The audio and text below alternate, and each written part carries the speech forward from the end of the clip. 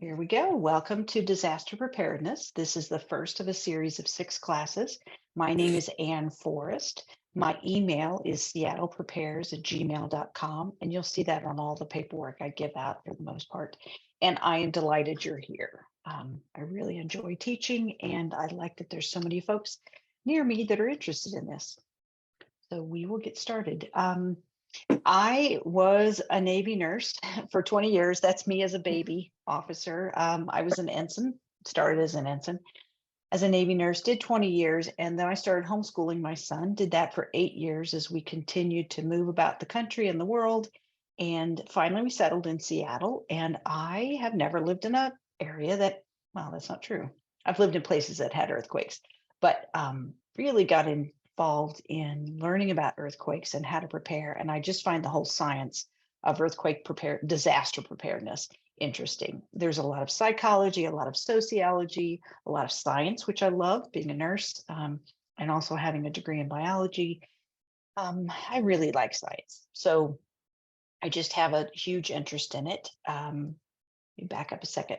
I do volunteer for the Office of Emergency Management here in Seattle, and I am very involved in the emergency communication hubs here in Seattle, and you'll hear about that. So I am actually a full-time volunteer. I have the luxury of not having to have a paying job. So I am super busy doing volunteer work. Yes, this is being recorded. I get that asked a lot. And again, I'll clean it up and I will put it on a YouTube channel tomorrow, maybe Friday. Yes, I will send out the slides. Happy to. There's nothing proprietary here. And yes, you will have homework. And I'll show you that in just a second. I would ask that you put questions in chat as we go along. Bear in mind that I really try and answer your questions before you can ask them. So yeah, happy to answer questions. Please put them in chat. If it's something that is very, very specific to you and you think only your household will benefit from it, I would love it if you would stay online after class, and I'm happy to talk about stuff one-on-one at that point. If you think it's a question that the entire class would appreciate, then you're welcome to interrupt me if I say, are there any questions, and go ahead and pose your questions. But I will periodically look at questions in chat, and definitely before we go from one topic to another. Did you want to join me or is up now? Again, these are 2 topics in one session and under 30 minutes. Yeah, after class, happy to answer specific questions. Gonna get the edge pieces out separately in the bag. Can someone mute? If you're not expecting to be broadcast, then please mute yourself. Thanks. I am going to change what I'm sharing, and I'm going to show you the handout that you will get after class. From now on, I will probably send it to you before class, but this is what you'll get after class if you can see it. So it's class number 1 in the top right, what to do when the earth shakes. So I've taken the notes for you. You don't have to scribble a lot while we're talking unless you want to. And then some information about our second topic, which is smartphone apps. And then here in this orange box at the bottom of the page is your homework for the week. Hoping you can get this done between now and next Wednesday. If you can, you will be super well prepared at the end of this 6 weeks. So there is some homework. It's not a lot, but there is some. So back to the presentation. Before I start, are there any questions? Go ahead and unmute yourself and ask. Will you put the link for that in the chat if we just got on? The link for which? For the questionnaire or the things that we should do for the next The week? homework? Yeah. I Yeah. will send that to your email address as soon as we're done with this call. Great, thank you. Okay, yeah. All right, we are going to get started. There we go. Okay, what to do with when the earth shakes. This is our first topic. Drop, cover, and hold on. It's what our kids learn in school. I came here as an adult. I came to Seattle as an adult, so I didn't grow up with that message, but it's super important. Do not run. It is it is hardwired into our lizard brains that if there's an earthquake, we should run outside, and you really have to fight that. The best thing to do is to drop down to your hands and knees as soon as you feel the earth start to shake. Get underneath a table and hang on to that table. And you can see in this picture on the far right, they have their hand on the back of their neck, or sorry, the back of their head. You want to either put your hand on the back of your neck or the back of your head. Honestly, the back of your neck is much more fragile than your head. We have this amazing bone around our brain, our skull, that protects everything pretty darn well. Back of our neck does not have much protection. So if your shoulders allow, I would encourage you to put your hand on the back of your neck and try and protect that area. And the do not run. Again, it is very common for folks to try and run when they feel the earth shake. But as soon as you feel the earth shake, you need to practice getting down on your hands and knees as quick as you can, even if it's going to be a minor earthquake. And even if you feel like you're going to look like a fool, it doesn't matter. Train yourself to get down on your hands and knees as soon as you feel the earth shaking. Get underneath a table or something like that to protect you from stuff coming off the ceiling, and hold on, because as that table moves, you want to make sure that you're bouncing across the floor with it. There are a couple myths out there. Doorways are not a safer place to be. That is built on a completely different type of architecture, which we do not have here. Doorways are not safer. Plus, they have doors in them, which swing back and forth. So they're either going to hit you or you're going to get your hands squished in the hinges. So don't go to a doorway. No safer. There's also another myth out there called the triangle of life. I think it's just about died out, but just in case, there used to be this idea that if you got next to a piece of furniture instead of underneath it, you would be safer, but you are not. Get underneath the furniture. Mostly what hurts people in an earthquake is stuff falling off the ceiling and the walls and hitting them. So get protection underneath furniture if you can. All right, I'm going to show this video and hopefully I can get the audio to work.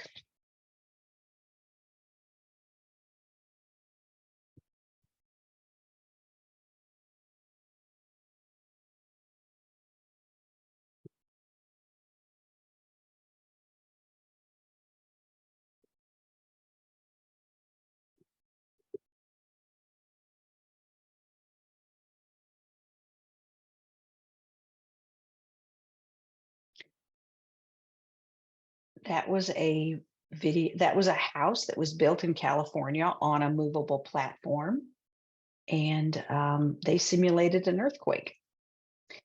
So as you can see in that earthquake, everything just falls off of the shelves, off of the chandelier was shaking. Everything just kind of falls down onto you. And that's what will happen during an earthquake. And I like this video because it is happening inside of a bedroom, which is our next slide. We spend a third of our lives in bed. We want to make sure that we're safe there. And I can't see many of you, but if for some reason you can't hear me, give me a thumbs up if you can hear me. Great. Okay, just making sure. All right, so if you're in bed and the earth starts shaking, you want to stay in bed. You're going to lie face down, put that pillow over the back of your head to protect your head and your neck, and stay there until the shaking stops. That's how you ride out an earthquake in the middle of the night if you're in bed. So after the shaking stops, you're going to grab your light source, and you're going to put on your shoes, because all this stuff that has fallen off your walls and off your shelves have hit the floor and it's now broken. And the last thing you want to do is get out of bed and start walking around on that and cut your foot. So in the homework, the first thing it says is practice drop, cover, and holding on. The second thing it says in your homework list is lie in every bed in your house and look up and around what might fall on you. The third thing is remove or secure all of that stuff that might fall on you. Number 4 is put sturdy shoes and socks under everyone's bed. And number 5 is put a light source under your bed. So that's the kind of homework I'm asking you to do. It's good to learn about this and how to ride out an earthquake in bed. Great information to have, but putting that flashlight and that pair of shoes underneath your bed is a really good idea. Couple things. These don't have to be great shoes. They could even be slippers. It really doesn't matter. It's just a pair of shoes that is always going to be there.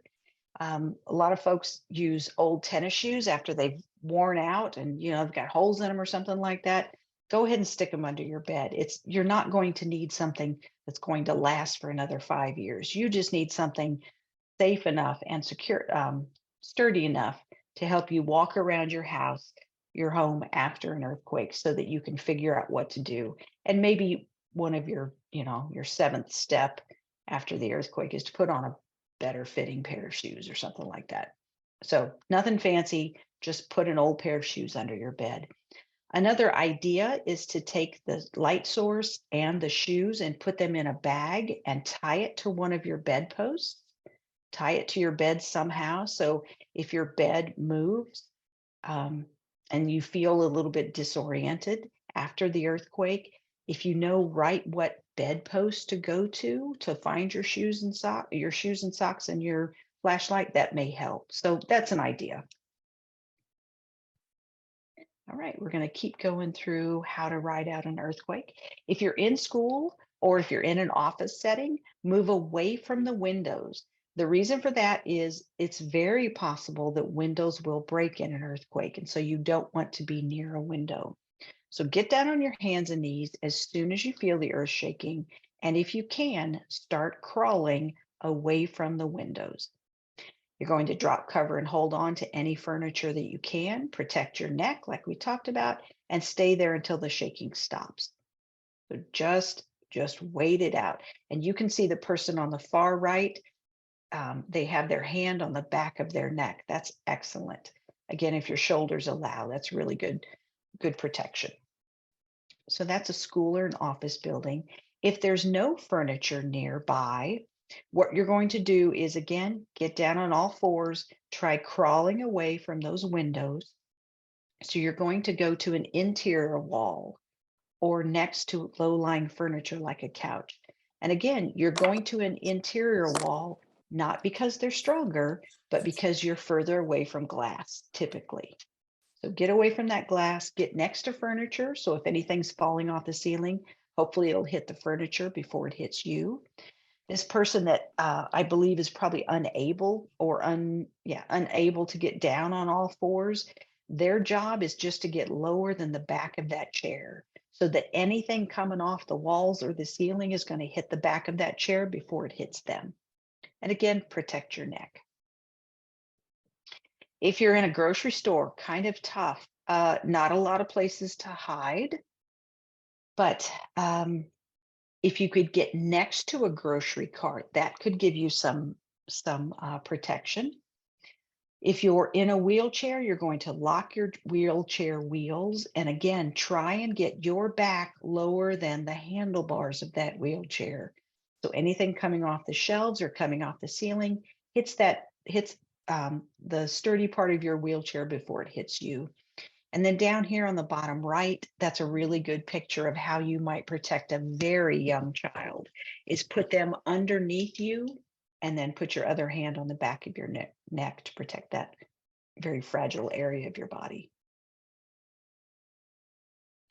If you're in an elevator, push all of the buttons in an effort to get that elevator to stop, pry the doors open and get out. So that's what you do in an elevator. Push all the buttons, pry the doors open, and get out. And then you're probably going to just sit tight until the earthquake's over with, and then find your way to the stairs and try descending.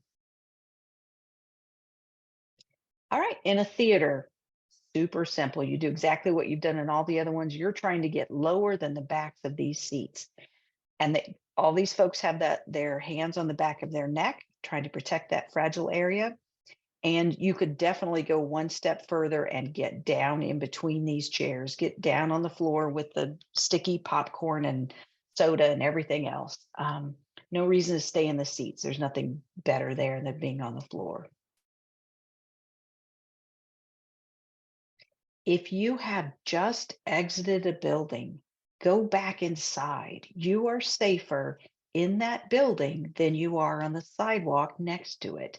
And the reason is this.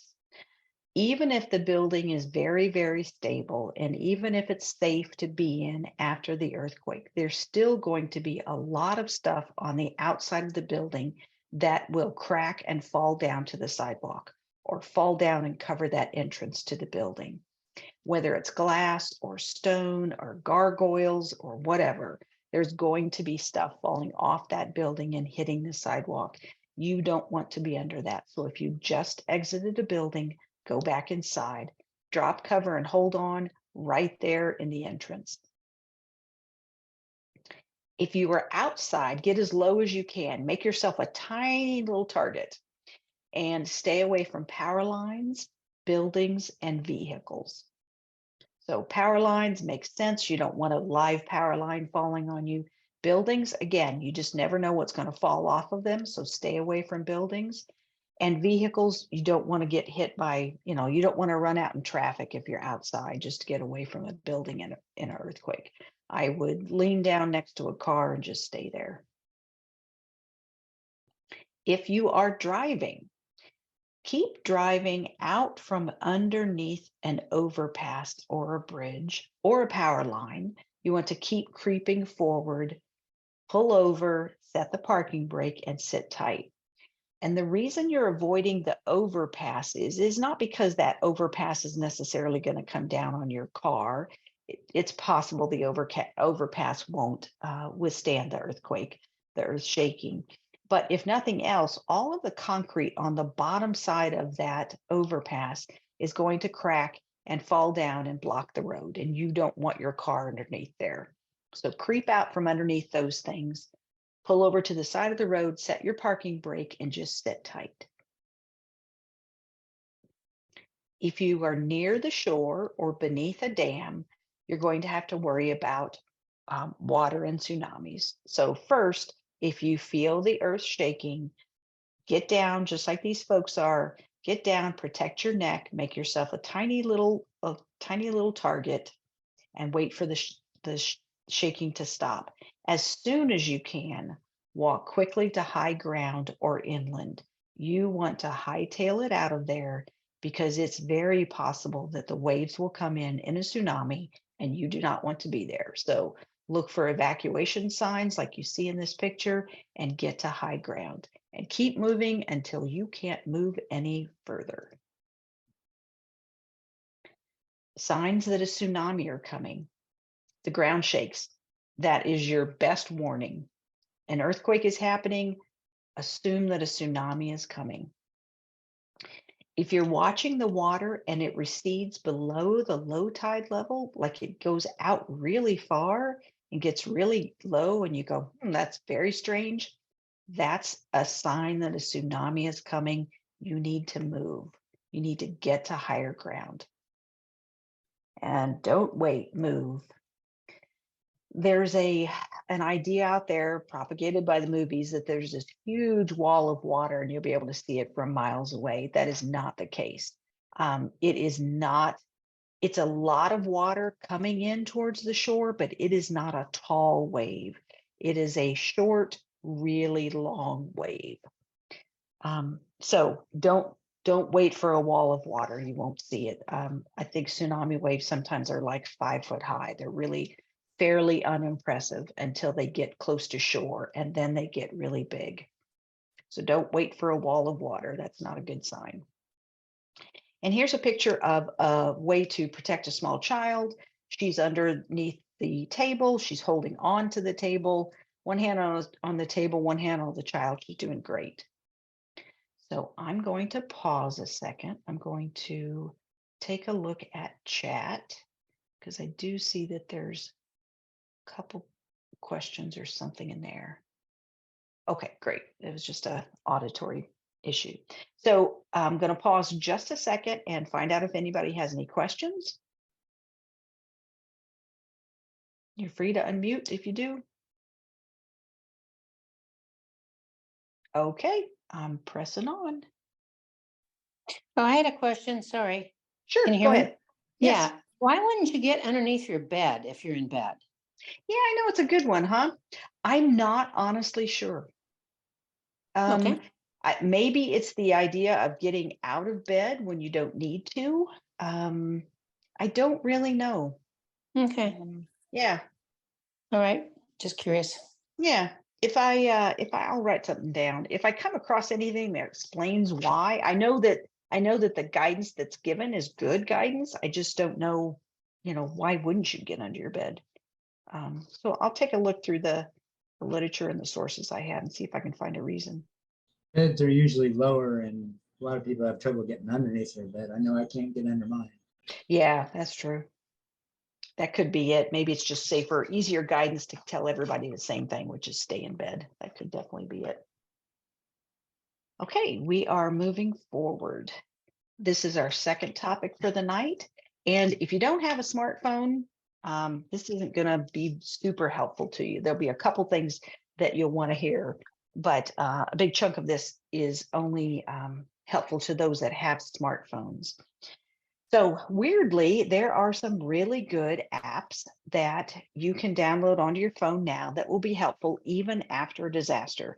We tend to tell people don't rely on technology after a disaster because we're all going to go analog and very low tech. But there are some smartphone apps that could be useful. So I'll tell you about those. Let's see. So I forgot what this looked like. The American Red Cross and FEMA both have apps that you have to give them the ability to know where you are in the world. And if you are going to be involved in a disaster, not an earthquake, because those are hard to predict, but if there's severe storms, some kind of severe weather event, a tornado, a hurricane, anything like that, a tsunami, anything like that coming your way, if they know where you are in the world, they can let you know that there's going to be a problem. A good example, a friend of mine, I believe it was the FEMA app. She had the FEMA app on her phone and she was vacationing in Hawaii. And she got an alert like 9, 10 o'clock at night that said, you are in a potential flood zone. Um, take precautions. I don't think it said much more than that. But she, her and her partner looked at each other and went, wow, big flood event coming our way. What can we do? And so they actually left their little condo or wherever they were staying, went outside, moved their car to higher ground. And sure enough, the next morning they wake up and everybody's car that didn't move that night was flooded and just a total mess. And theirs was safe because they got the alert and they took an action. And they said, what can we do? And the only thing they could think of to do was to move their car to higher ground. And it really saved their trip. So alerts are super, super helpful. And again, American Red Cross and FEMA both have alerts that will be very helpful, but they have to know where you are in the world. And we're not going to go through all the apps here. I'm going to give you a link to where you can go and get them all. This is one, Pulse Point, Respond, and I forget what this other one's called. They're both called Pulse Point. They are apps that, again, if you let them know where you are, one of them will tell you there's someone in your vicinity that is having a cardiac emergency. And the other one will tell you where to go get the closest AED, automated external defibrillator. So it's part of the 911 system, and it's just really a cool service. But it's empowering bystanders like you and I that are just out and about all the time. It's empowering us to truly help someone having a cardiac emergency, having a heart problem. And it's letting us know where to go get that life-saving AED to hook to their chest and maybe give them a shock if that would help their heart rhythm. So Pulse Point is one of the smartphone apps that, again, is super cool to have. The ones I just talked about, you have to have internet. Again, the apps need to know where you are, and they have to be able to deliver information to you through the internet. These ones work even if we were to have a complete power outage, there's no cell phone signals, there's no internet. you know, back in the dark ages kind of thing. This would still work on your phone if your phone had power. There's an American Red Cross first aid app. So if you have a medical emergency, even if you don't have cell phone signal or internet, if your phone still has enough power, you can go to that app and look up what to do in the event of blah, blah, blah emergency. They also have one first aid for pets, which I think is kind of cool. WebMD has one. Again, it's kind of like carrying a medical book around with you on your phone. There's ones that have to do with wilderness survival, if heaven forbid you ever need that kind of skill, that kind of knowledge. This one, it's very odd looking, but it's a really good resource for what to do in the first 30 minutes following a hazardous material spill. Oh no. I guess those first 30 minutes are super important. So if you ever were in that situation, get yourself clear of the hazardous material spill or event. But you can look up, you know, what to do in the event of. Google Translate. If you were, let's say, stuck in an elevator with someone and they didn't speak your language, Google Translate works even if you don't have any internet or cell phone signal, and you can talk to that person. So the ability to communicate in other languages, even if you don't have the internet. So Google Translate's one of the ones on this list. How to tie a knot. Not many of us are sailors. Not many of us, you know, have great knot tying skills. It may be very, very useful in the event of an emergency. So a simple knot tying app is a very good, useful tool to have. So there's also maps that work offline, meaning when there's no cell phone signal or internet. And I've listed some, I've got a couple here on the screen, and the ones online that I'm going to show you about are a little more up to date. But you can navigate using maps even if you don't have internet or Wi-Fi or a cell phone signal. What you do is you have to download the map onto your phone ahead of time. One of the ways we use this when we travel is we download the map to whatever city we're going to. And then if for some reason we lost cell phone signal, we can still navigate just like you do if you had cell phone signal in this foreign city. I mean, you literally, you look at your phone and there's a little dot that blinks right where you are, the whole thing. It's very cool. But you have to download those maps ahead of time onto your phone, or they won't be available if the internet's down to download at that point. One of the suggestions I make is to put all of your emergency apps into one folder on your phone, just to keep things tidy. And, you know, in an emergency, hopefully you go to that folder and you go, oh my gosh, I totally forgot I even downloaded these. How helpful are these? So that's what I suggest. If you don't have a cell phone, a smart cell phone, you definitely want to sign up for these next three things. The one on the left is Alert Seattle. Alert Seattle will use this system to contact citizens, to contact residents of Seattle with information after a big disaster. Now for this one, the internet does have to be working for them to text. Well, cell phones have to be working. For them to text, you need the cell phone system up and running. But this is how they will get information out to residents after a big disaster, if they can at all. So definitely sign up for Alert Seattle. You can get a phone call to a regular cell phone that's not a smartphone. You can get a phone call to your home phone. You can get an email. So you can choose how that information comes to you. Same thing with Alert King County. It just covers a little bit more territory. It covers King County as opposed to Seattle, which only does alerts to for issues that are happening in Seattle. So Alert Seattle, Alert King County, sign up for both. This last one, it's not a very good icon, but it's called Smart 911. And again, I'm going to give you information about how to sign up for this. Smart 911 allows you to give information to EMTs on the way to your house. You type in there what information you want them to have. I have COPD. I'm a type 1 diabetic. I'm deathly allergic to penicillin. I have a big dog. His name is George, and he's really friendly, even though he doesn't act that way. My driveway is really hard to find, but look for the striped orange and green pole, and that's my driveway. All of that kind of stuff to help them find you in an emergency, they can get that. My understanding is it does work in the city of Seattle. It works with the ambulances we have right now.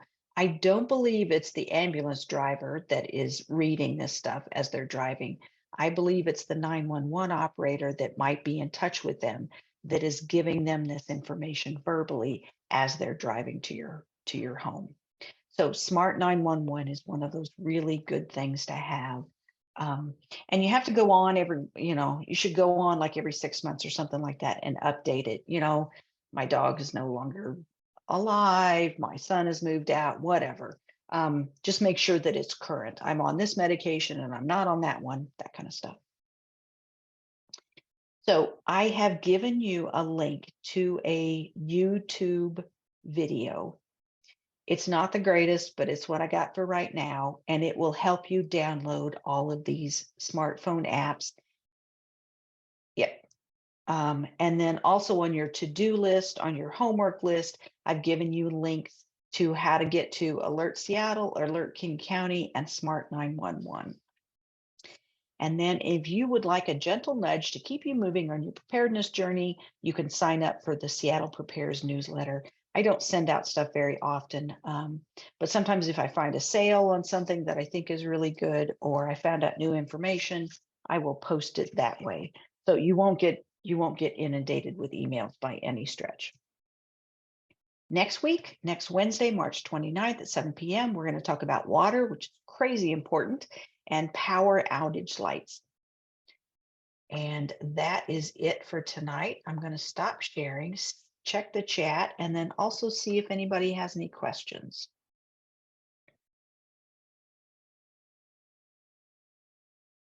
Somebody had a question about what if you are out of the country? Oh, I do not believe that things like, well, Alert Seattle, Alert King County will not work. I doubt FEMA works outside of the United States. I'd be very surprised. If you have the energy and the bandwidth, definitely download, go to that country's emergency management department and see if there's some kind of app you can download for wherever you're traveling. It's very possible they have such an animal. FEMA's, there's lots of FEMAs around. Every country probably has one. So Jay, I'll get to your hand in just a second. Yes, this video is recorded. The links are coming in a sheet, a one-pager along with your homework, so it will be sent out. Jay, go ahead. Ask your question. Does Alert Seattle and Alert King County, does that pay attention to where you are? So if you're in Nebraska when something's going on in Seattle, do you still get the text? My guess is no. It does need to know where you are. So if you are not within the city limits, it will not send it to you. And I don't know that much about Alert Seattle, but I believe they are able to pinpoint you within a couple blocks, maybe 5 cell phone towers, something like that, of the incident. So it's not an all or nothing. It's not everybody in Seattle hears about everything. I believe a good example is Greenwood had an explosion a couple years ago, and I believe they used Alert Seattle to let folks in that area know about it. But folks down in I don't know, South Park or West Seattle, I don't think they got a notice. So it is fairly sophisticated as far as letting you know about that incident if you are close. So I don't think you'll hear about it in Nevada or wherever you said you were going. Okay. Any other questions? Okay. Sorry, 35 minutes. I went over. I will see you all next Wednesday. Good luck on your homework. Please don't hesitate to send me questions on seattleprepares@gmail.com. Thanks, everybody.